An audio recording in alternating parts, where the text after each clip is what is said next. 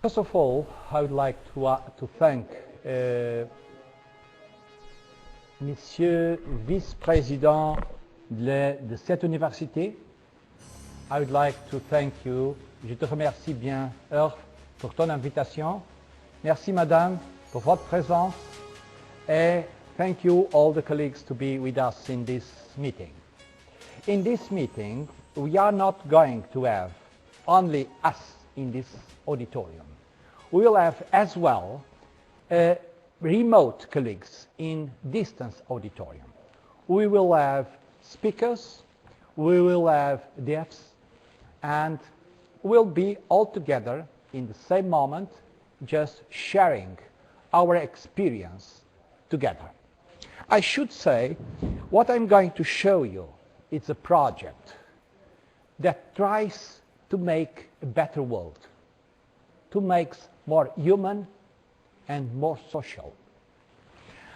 I should say that we are in the meeting of two rivers. One river is called European Year of Innovation, just finished.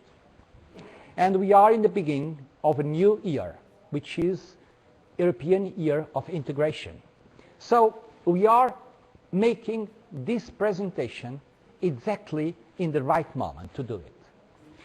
And I should say that it's an enormous challenge to scientific community to integrate our deaf brothers, sons and sisters all together in this society and giving them as well equal opportunities that all of us will have. So I think we should be all together in this moment. Let me start my presentation, and my presentation will be integrating everyone in this meeting. I should say that we didn't have a technological evolution. We really have several technological revolutions because the changement is so high that we can see that in 60 years we came from a complete home computer to a tiny one like this one we have all of us. And software optimization, it is fantastic what we can have today to do our tasks and jobs in education and many other areas of a scientific area. Okay, we can say that our society in 60 years became knowledge and information society, connecting cultures, connecting civilizations, and in real time. This is what the place we are today. And we can say, because of this, that we can use distance learning. But distance learning, it was something that has 4 generations. And these generations start in the middle of the 19th century up till the 70s. It was the correspondence courses. They were delivered by regular mail and so on and so on. From the 70s to the 80s, we had open universities. It was the beginning of the open universities. And the third generation, it was video cassettes and TV schools. It was, let's say, using a different technology and a different methodology of delivering courses. In the last decade of last century, we start to learn about something called e-learning. But the question is, what is e-learning? E-learning is something with different names. I could say that we have heard about computer-based learning, distributed learning, distance learning, web-based learning, online learning, internet-based learning, and b-learning. So, are these things different? I should say that from the methodological point of view, we can find 3 levels, or I can say 3 generations. And these generations means e-learning 1.0, which means only delivering contents in PDF formats and one direction. We offer the contents to the students and we say, now you should study and make your final examination. The second generation of e-learning, it was after 2004, when Stephen Downes and O'Reilly starts to speak about Web 2.0. This means interactivity, but asynchronous interactivity. Forums, web quests, web quizzes, and all the things in asynchronous format. But in the next year, George Siemens starts to speak about connectivism and mobility. And we have today interactivity in a synchronous format. That's what we are doing here. We are in this room. We have other colleagues in a remote environment. And that's what we are doing. We are not going to talk anymore about e-learning. Why? Because in 2001, Rosenberg said the most important revolution in the future, it will not be e-learning. It will be the disappearing of the E. Because it's unthinkable that all of us will not use all these types of technologies in our presence or distance teaching. So, what is the great question today is, who are our clients? The students. And how shall we adjust our methodologies and technologies to these clients we have? We can say that we have different clients. I should say our clients are digital learners. Our clients have different learning styles according to Gardner definition. And one segment are our deaf students. How shall we reach them? What do we have to do to work with this segment? I should say that we have to integrate this segment in our way of working. And I should say that we can, when we are working with deaf students, we can say that we can have two environments. One is only deaf students, and another is a mix of deaf and regular speakers. What shall we do to do this? I should say that if we have only deaf students in one room, if we have a sign language translator as we are having now, but in these conditions we don't need anything else. We just need a very important thing. And this very important thing is that we must give a video pod for each student that wants to communicate with the other, because they don't have the facility of the language. So this is one situation. But if we have a mixed environment, we have deaf people, we have regular speakers, what shall we do? We need to create bridges. And these bridges, it means that we should have a translator, or let's say someone who can just communicate between one and the other environments. This is not difficult. This is possible to do as we are doing here now. We have people in Sweden, we have people in France, we have people in Spain, we have people in Portugal. So it's not only a question of having one language, we can have several different languages involved in the process and different skills of the participants. So we need to create bridges in two directions, between one auditorium and the other auditorium, and we will be together. You see, it's not more different if I am speaking with the Chinese or with the Japanese and I don't know Chinese or Japanese language. Just like this, we can use it if we have the proper technology to do it and the proper methods to do it. Finally, how shall we implement it? Okay, to implement it is this. Should our schools be buildings with classrooms? I should say no. Our schools need to be e-campus. And in this e-campus, we should have technologies and skills. All over, we are seeing a lot of technology available, but use of it, it's very poor. I can say it from my experience in several countries on which I'm consulting advisor. I feel sorry to say it, but most of the implementing of the technologies are for the statistics and for elections purpose, unfortunately. But we have to revert this. We have to put this on working.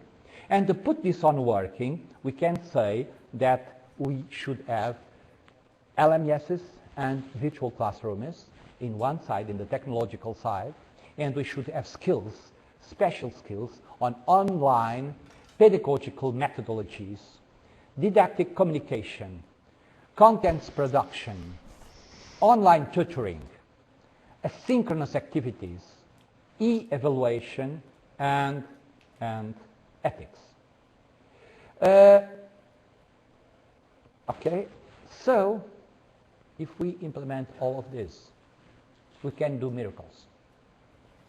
And not only miracles, we can do beautiful, we can turn dreams into reality. The question is this a dream or is this reality? I can tell you that I'm using in our eCampus this experience. We started in 2002. In 2005, we started to do in a, let's say, in a wide experience all over.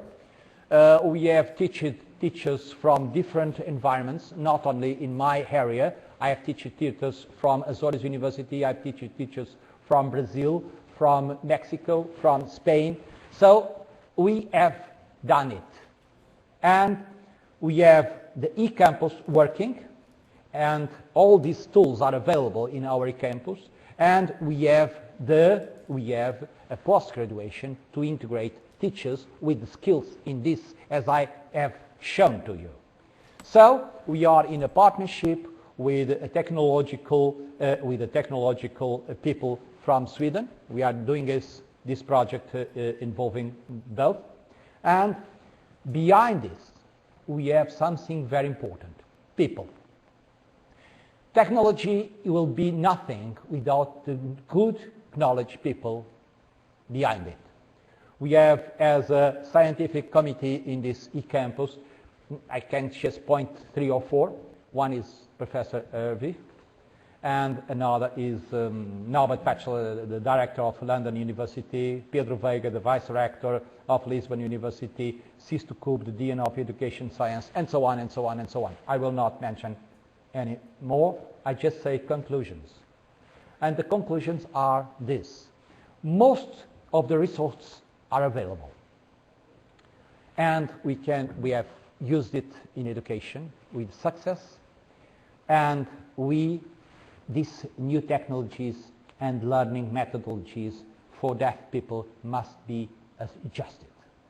Just not taking a shadow copy from one to the other. We must make a deep research on adjusting all the details to use it with quality in this environment.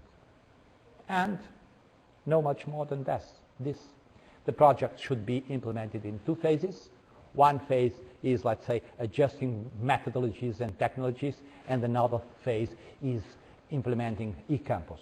But I can say that we can start immediately to implement eCampus and just making all the adjustments in movement. The final situation is this: I would like to listen the opinion of several experts.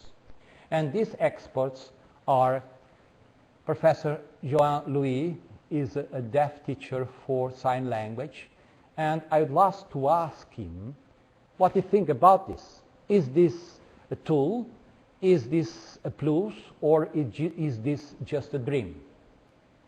Joan Louis, could you please show up and telling us your opinion about this?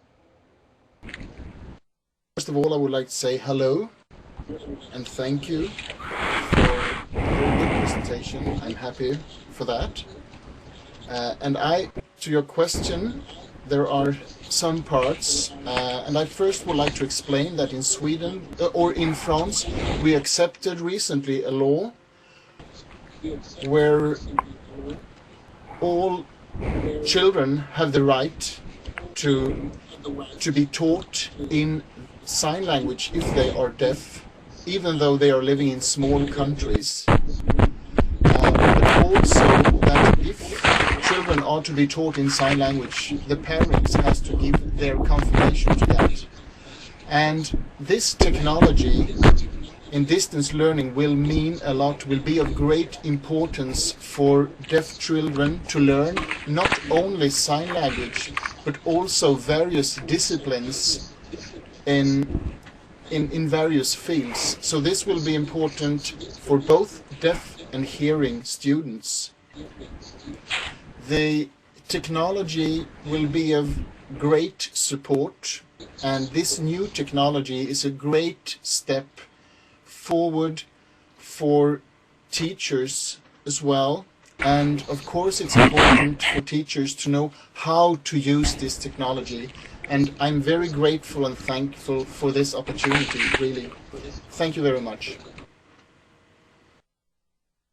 So, Johan, you are a man from the technological side.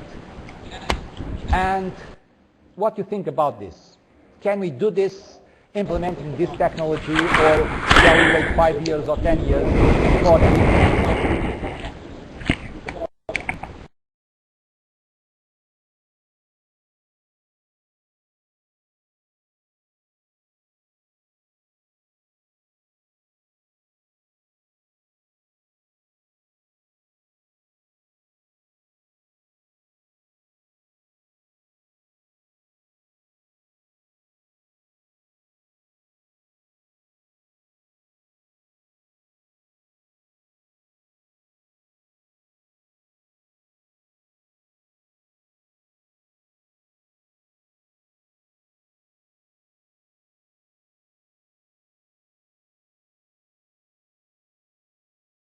Okay, we are not receiving information from Johan. I will put the question to Xavier. Professor Xavier Bazogain is a well-known teacher in Basque Country University, is working with distance teaching, and I would like to listen to your opinion about this. Is this something that you believe it's feasible from the methodological and pedagogical point of view, or you think it's a dream of some technological crazy fellows just dream to do things, impossible things? Can I have your opinion? Yes, of course. I think it is possible. We think this project is Communication Bridges, is a project of innovation. We talk about the innovation in the sense to find new ways for deaf distance education and to implement them in an efficient and practical system. Our expertise has to be focused in those methodologies supported by a set of technological tools such as this platform and others like automatic speech recognition and others that allow us to enhance the accessibility of the deaf community and allow us to address this project in a successful way. And finally, we think the project has to be based on a strong collaboration between deaf community, technological support, and methodological or pedagogical team in order to obtain specific and good results. Thank you very much, Xavier. I would like to ask Hans. Hans is a deaf Swedish student. He is with us, and I would like to have his opinion as well. Hans, you as a student, a deaf student, do you think this is something that can help you and your community?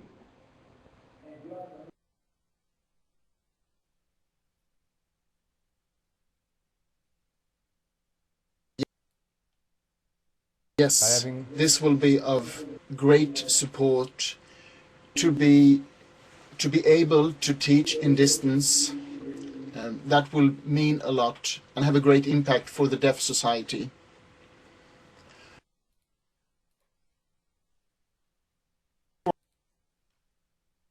For students today, there are problems to attend courses in different places. With this technology, in the future it will be possible wherever you live to be able to participate in different classes or universities, and that's very important. Thank you very much, Hans. It was a beautiful and important to get your opinion. And finally, I would like to ask you, Madame Mireille, what do you think about this? Can I have a microphone to Madame, please? Thank you very much indeed. I mean, first of all, I would like to thank you so much for having experimented in front of us something which is quite new and which probably, I mean, required from you, your team here and abroad, I mean, a certain amount of work and working time. So thank you very much. Now, personally, I do believe very much in these new technologies for deaf students, deaf pupils, because, of course, I mean, being responsible for this, I mean, for training and having all deaf pupils in France being educated in mainstream education, we have a big problem to solve, which, of course, is the problem of having qualified teachers in front of them in mainstream education.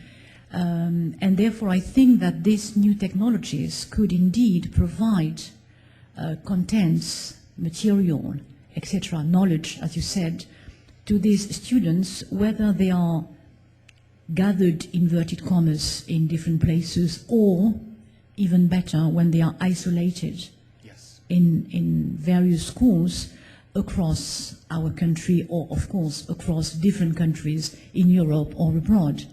Now, furthermore, of course, I think that thanks to new technologies today, it will be possible for these deaf students who are particularly invalidated in so long as they are closed up, so to speak, in their minds and difficulty of communicating with the others, sort of travel abroad.